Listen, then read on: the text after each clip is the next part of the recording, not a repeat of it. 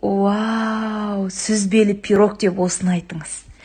Бір жұмыртқаңызды аласыз, шекеріңізді саласыз, қопсытқышыңызды саласыз, әбден араластырып аласыз да бөлме температурасындағы майыңызды салып жіберіп, үстіне ұныңызды қосып, алақаныңызбен әбден езіп, крошка әзірлеп аласыз. Мінекей қамырыңыз дайын болды. Дайын қамырды пакетикке салып, холодильникке 20 минутқа демалдырып аласыз. Енді салмасын әзірлейсіз. Сүзбеңізді саласыз, қаймағыңызды саласыз, шекеріңізді, жұмыртқаңызды салып, әбден араластырып аласыз. Осы уақытта қамырыңыз демалып дайын болады.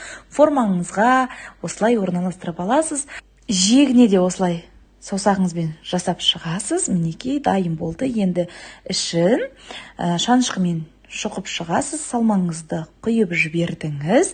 Жиегіндегіні бір қылып тегістеп аламыз, алып тастаймыз. Қызып тұрған пеште пісіреміз. Сіздермен бірге болған Ермектің Алтынайы. Вау, сүзбелі пирог деп осыны айтыңыз.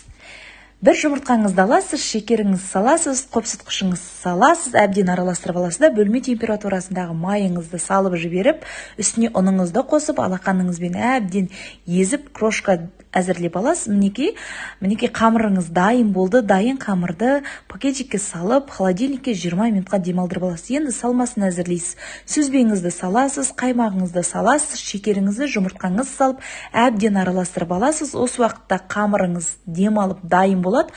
Формаңызға осылай орналастырып аласыз.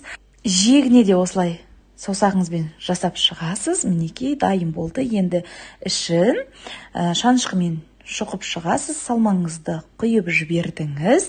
Жиегіндегіні бір қылып тегістеп аламыз, алып тастаймыз. Қызып тұрған пеште пісіреміз. Сіздермен бірге болған Ермектің Алтынайы.